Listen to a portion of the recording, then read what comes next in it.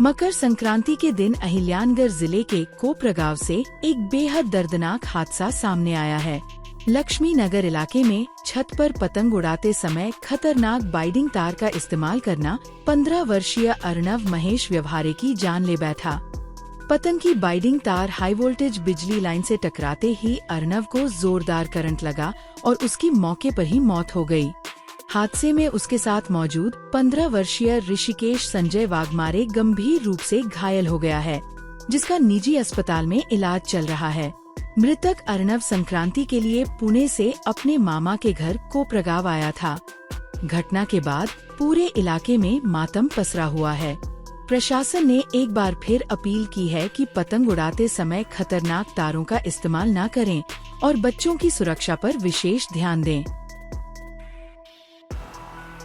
किती वर होता पतंग? पतंग किती वर होता? आणि बाइडिंग तार पण पकडले ते. हां. संक्रांतीच्या निमित्ताने लहान मुलं पतंग उडवत असताना त्यांनी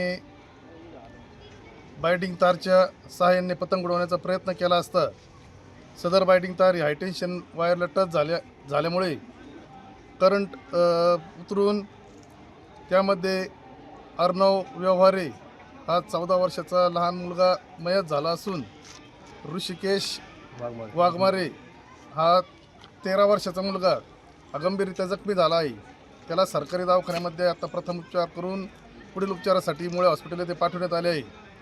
तरी सर्व नागरिकांना आमची कळकळीची विनंती आहे की आपली मुलं गच्चीवर पतंग उडवत आहेत, सर्वांनी काळजी घ्यावी, लहान मुलांकडे लक्ष द्यावे ही विनंती करतो।